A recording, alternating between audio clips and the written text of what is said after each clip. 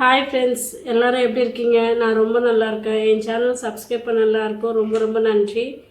ரொம்பவும் அருமையான சுவையில் வெண்டைக்காய் வச்சு வெண்டைக்காய் வறுவல் எப்படி செய்யுதுன்னு பார்க்கலாம். வாங்க வீடியோக்குள்ளே போகலாம். முதல்ல வெண்டைக்காயை நல்லா தண்ணி ஊற்றி வாஷ் பண்ணி எடுத்துகிட்டு ஈரம் இல்லாமல் ஒரு காட்டன் துணியில் ஒன்று ஒன்றா வெண்டைக்காயை நல்லா தொடச்சி எடுத்துக்குங்க. அப்புறமா இந்த மாதிரி சின்ன சின்னதாக கட் பண்ணி வச்சுக்கோங்க. இந்த மாதிரி எல்லா வெண்டைக்காயும் பொடியாக கட் பண்ணதுக்கப்புறம் நம்ம பொரியல் செய்ய ஸ்டார்ட் பண்ணிடலாம். 2 டேபிள் ஸ்பூன் எண்ணெய் ஊற்றிக்குங்க. எண்ணெய் நல்லா காஞ்சதுக்கப்புறம் 1 ஸ்பூன் கடுகு, 1 ஸ்பூன் உளுத்தம்பருப்பு ஆட் பண்ணிக்கோங்க. 4 சின்ன வெங்காயத்தை தோல் உரித்து சின்ன சின்னதாக கட் பண்ணி வச்சுருக்கேன். அதை இது கூட சேர்த்துக்கலாம்.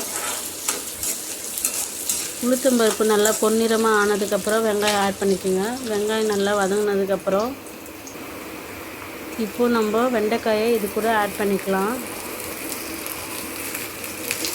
வெண்டைக்காய் போட்டதுக்கப்புறம் ஒரு 3 நிமிஷத்துக்கு நல்லா கிண்டி விடுங்க. அப்போ தான் வெண்டைக்காயோட பிசு பிசு தன்மை எல்லாமே போயிடும். இப்போ இது கூட 2 ஸ்பூன் மிளகாத்தூள் சேர்த்து திரும்பவும் ஒரு தடவை கிண்டி விட்டுக்குங்க. கிண்டி விட்டு அடுப்பை லோ ஃப்ளேமில் வச்சுட்டு 10 மினிட்ஸ் குக் பண்ண விடுங்க. இது கூட தேவையான அளவு உப்பு ஆட் பண்ணிக்கலாம். மூடி போட்டு வேக வைக்காதீங்க, ஓப்பன்லேயே வேக வைங்க. அப்போ தான் பிசு பிசு தன்மை இல்லாமல் இருக்கும்.